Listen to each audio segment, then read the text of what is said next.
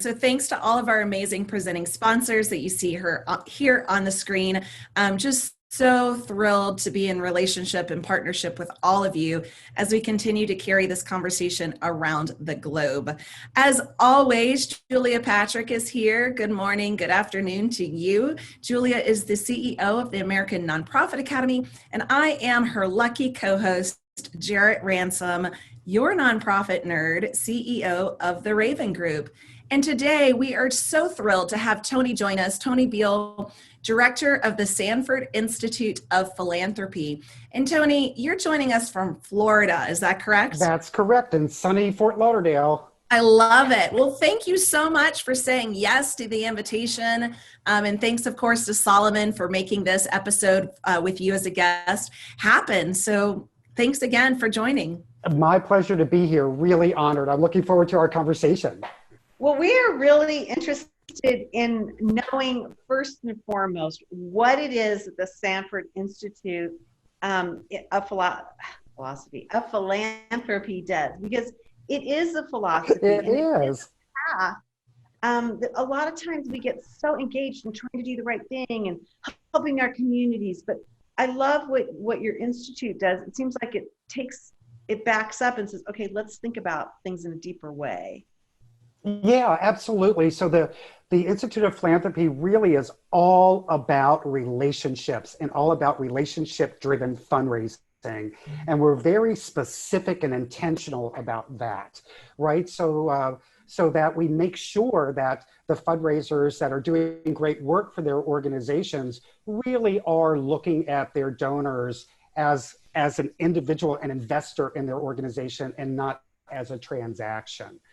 So we do that through pro bono professional development, through our fundraising academies, through our monthly webinars, which again are offered pro bono to the sector.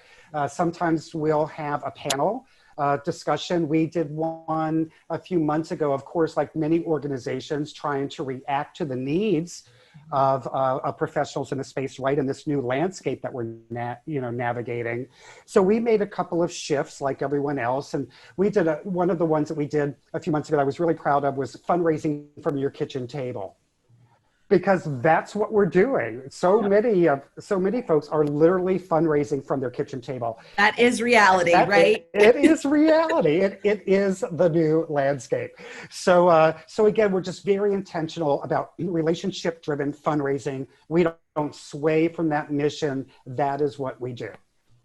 So do you have consultants that you team up with people around the country? I mean, as we said, you're coming to us from Florida, but you have a cadre of people all across the country, right? Yeah, so the way that works is we have an affiliate network around the country, mostly with university partners, and another one of our partners is Candid. And so those affiliates are charged with facilitating and getting the curriculum out in their local market. So we have that kind of initiative to get the curriculum out and to train fundraisers. I should also mention that our curriculum really is designed for emerging fundraisers. So it really is for individuals that are, 1 to 5 years in their fundraising career. Now, that doesn't mean that somebody old like me that's been doing this for, over 20 years can't still get something out of it. Like, I don't hate it when I invest time in professional development and leave that session going, all right, you're doing all the right things, right? I may not have learned anything that's going to put a big light bulb on top of my head, right? But there's nothing wrong with investing a little time in yourself. And again, you either learn something new or you walk away with that affirmation that you're still on top of your game. But I wanted to mention most of what we do is really designed for emerging fundraisers. Tony, I just want to make a comment because I too have been doing this 20 years, right? So like old dog, new tricks. And so I recently did I considered it a personal development course with our local university here in our nonprofit school, in particular on board retreats and strategic planning, because like you, right? It's like, okay, I may not learn something brand new, but how might I hone my skills, right? What is trending right now when it comes to these things? So you're right. It's not just, or I don't want to put words into your mouth. So it's not just that 1 to 5. It's also old dog, new tricks. How do we, continue to to develop ourselves. Yeah, no, absolutely. And I think the best leaders know that they don't know everything. Right. Right? The best leaders know that they don't know everything. And so, in order for me to be the best that I can be for the team that I lead, for my employer, for the sector, I have to be arms wide open, and I have to be willing to accept new ideas and see how they fit within my style and for the cause that I may be representing at the time. I agree. Yeah. It's interesting too. I think that a lot of us in this time, new patterns are emerging, new technology, different ways of communicating. And so it is incumbent upon everyone to get some sort of spark, if you will. And sometimes it's just, I think in education, it's that sense of, okay, yeah, I'm doing it right. Mm-hmm. No, absolutely. Well, it also, professional development opportunities a lot of time give us I don't want to say the space, but kind of open the door for us to think about doing things in ways that we've never done them. And specifically now in this new landscape that we're living in, so much of the professional development articles that I'm reading are saying your playbook doesn't matter anymore. Whatever playbook you have put together, throw it away. It's time to reimagine, what you're doing, how you're doing it. And really very consistent, like Harvard Business Review, a lot of those articles were saying, times are uncertain, your existing playbook has no relevance.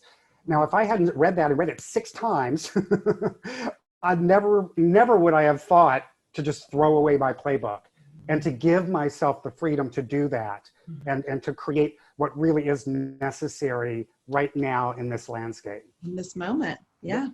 So talk about that, and then in terms of rethinking donor relationships, like given that we are in a new era of communication, of building relationships, of protecting relationships, what does that look like for you? Yeah, so what does that look like for me? Well, I think it looks a lot like picking up the phone and calling people. What is that thing? What is that thing? Oh, wait, I know I used the landline. Sorry. I should have been like picking up the phone. I really went old school there. Sorry about that. But it's really funny because folks right now have the need for connection more than ever. So I think, what I'm finding, at least through my own experience and what we're hearing from fundraisers around the country that we're engaged with, is their ability to connect with folks on the phone, and individual willingness to get on the phone is more so now than it has been for quite a while. I mean, I haven't done a survey on it. I don't have any data, but I could just say through the conversations, right? But the other thing too, it was funny because you mentioned surveying your listeners and your viewers, right, about what's relevant to you. And data is so important right now. And whatever little nuggets of data you can grab hold of to help inform your decisions is really, really very valuable right now. I guess the other thing that I would say about relationships right now is because we are in this heightened mode of sensitivity, whether it's because of the pandemic or politics or you name it, right? We're all living this very differently. Everyone's story during this pandemic is very, very different. So I kind of lost my train of thought there. So let me get back up. No, yeah, when it comes to relationships, and one of the things that we've talked about, Tony, during this time, and I think we're on like 150 plus episodes, is going above and beyond your ROI. So going above and beyond your return on investment, focusing on your ROR, return on relationship. So you have just like affirmed this over and over and over again. And I was working with one of my, I'm going to call them a student, but I offer executive coaching, and I know you're on right now watching and listening. So I'm going to talk about you. So she's in South Carolina. I'm here in Arizona. And I challenged her to meet with 10 donors throughout the month, right? And she was extremely hesitant to pick up the phone and call. And I said, it's okay, you can send an email, because next time that phone call will be much easier once you make a connection. Absolutely. And Jared, when I, before I like lost my train of thought, where I was going with all of that was that, make sure that when you're contacting your donor, if it's the first time you've touched base with them since the pandemic, that conversation really has to be all about them. Absolutely. How are you doing? How is your family doing? How are your loved ones doing? And hopefully you know enough about this donor and have a deep enough relationship to say things like, how are you getting along not going to your favorite Italian restaurant once a week and getting that meatball dish, right? Or, how's your puppy doing? And all of those things that really just show that you have a genuine interaction relationship with the donor. And I agree. And Tony, it's not about soliciting them, right? It's truly like that human connection that we're all craving. And it's just a simple conversation of, how are you? Correct. And then listen. Correct. And I don't want to imply that you shouldn't be soliciting right now, because Correct. we're certainly also hearing, I'm just, again, think about it, right? If it's the first time you've been in touch with, this donor or had a touch point, the first thing out of your mouth shouldn't be, we're in dire straits, right? Let's figure out, how your donor's doing and what you might be able to do to elevate them and lift them up. But that doesn't mean that we aren't fundraising, and doesn't mean that we shouldn't be fundraising, because if you're not, someone else is.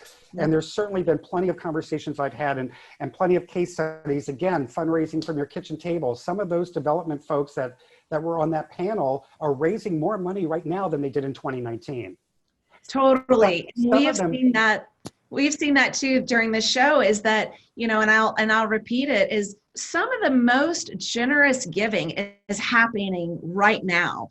And it is completely altruistic, right? So increased generosity and increased altruism. Win, win, win. Right. No, absolutely. And I think we're seeing a spike in, an increase in donations at all levels. Because again, folks want to feel like they're doing something right now, right? So if you're stuck at home, you want to do something. So now's probably, depending on where you live, or I'll just say it doesn't matter where you live, it's a little bit of a challenge to volunteer right now for the organization or the issues or causes that you're passionate about. So, any contribution at any level means so much to organizations right now. We've got friend of the show, I'm going to call him friend of the show, Solomon, who's written I think Tony hit it right on the spot. Humility and authenticity, the emotional intelligence that allows us to draw on empathy is critical in this new landscape. It really is. It's very critical. Yeah. Awesome. I'm really interested in what you think the future of philanthropy is. Now, this is a huge question, and it's somewhat unfair to you because it's just so vast when you think about what is going on, and so much is happening. We're moving into the fourth quarter. We have a general election that is fraught with a lot of tension. We still have some major environmental things going on, from fires. I mean, you living in Florida know all about the hurricanes. I could go on and on and on. Sure. And so it's changed the tenor, I think, of what is going on in addition to this pandemic. Mm-hmm. Having said that, what do you see? I mean, do you see that we're just on track, or that we have some major shifts, or what are your thoughts? Yeah, you see me looking around for my crystal ball. I was trying to, I had it. I swear I had it here just a few minutes ago. I wondered. I was like, what book is he about to read? Now I can't find it. It was like a gift from Stevie Nicks. I mean, I have to find that crystal ball. But anyway, so I think so people aren't going to stop caring about the things that they're passionate about. Right.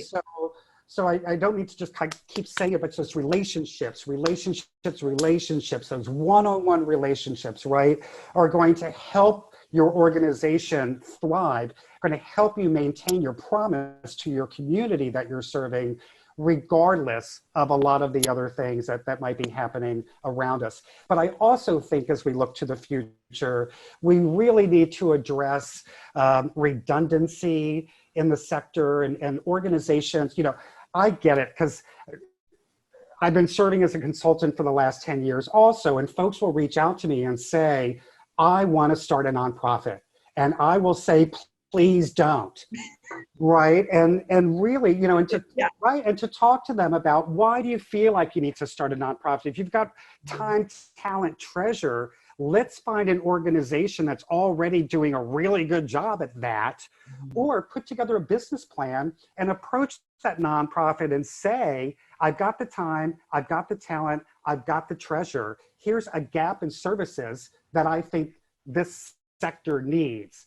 And create those collaborations. I mean, collective impact is definitely the way to go. So, so I would encourage organizations to look at how they can minimize redundancy, minimize competition in the market, you know, as a result, and look at where they might even merge with other organizations. I couldn't agree more. And we had a previous guest on with the Utah Nonprofit Association, and she shared that only within the state of Arizona, Tony, they are looking at up to, was it 24%, Julia, more, 32%? 26 to 28%, and that's Utah. Utah only, of organizations that stated in a survey they may not make it through this pandemic. And so one of the things, like you, Tony, that I'm asked often is from really passionate people that want to start a nonprofit, and they come to me and say, how do I do this? And my first question is, why? Right. Why do you want to do this, right? Let's do all of our competitive generic benchmarking. Let's see how you might be able to, as you said, you know, meet a gap in the community. But when we're looking at the landscape and truly the future of philanthropy, and to hear that one statistic from Utah, that is one state, right, is to think about how, as we shift through this pandemic and into the future of the sector, as well as philanthropy, I would venture to guess, Tony, right, that there's going to be a lot more mergers and collaborations at a higher level. Mm-hmm. Absolutely. And certainly, you know, we've seen too, our donors are more sophisticated now than ever. So to start a nonprofit, I don't want to say just from, but to start I've been trying to get that word out of my vocabulary because nothing's just, right? Right. But so if you have an extreme passion for an issue, you know, donors are ultimately going to want to see how you're affecting that and what are your metrics and measurements and true outcomes. So passion just isn't enough, but how do you turn that passion into appropriate action that then really delivers, you know, to your community and measurable outcomes? You know, I've had two consultants that I've been speaking with, just happenstance, in the last 2 weeks, that have told me, and these are veterans. One is in the West Coast, one is in the East Coast, and they both told me independently that they're going to actually start to change their practice a little bit to focus on M&A, mergers and acquisitions, because they feel like this is the big trend moving forward. And it involves, you know, a lot of legal issues. It involves understanding what the inventory, if you will, of each organization and what they're bringing. And so I thought it was absolutely fascinating that these two individuals who do not even know one another would both identify that in this short period of time.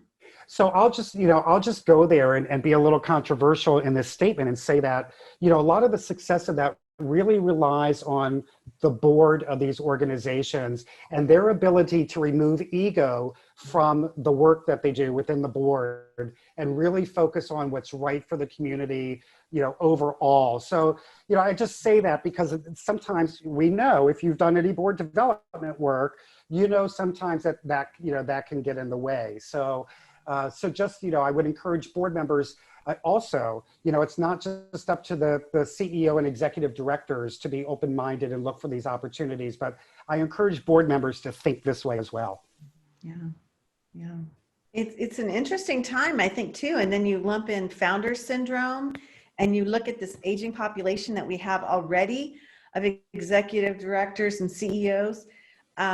People are naturally getting ready to retire or move out. In fact, we do our Friday Ask and Answer show, and one of the questions that came in yesterday for this show was somebody saying they're a founder and they're looking to, you know, navigate out, and they're wondering if they shouldn't merge as opposed to just finding a new CEO. Right. Well, I mean, now's the perfect time to grab a blank piece of paper and your Crayolas and, you know, and create create your, what your future looks like.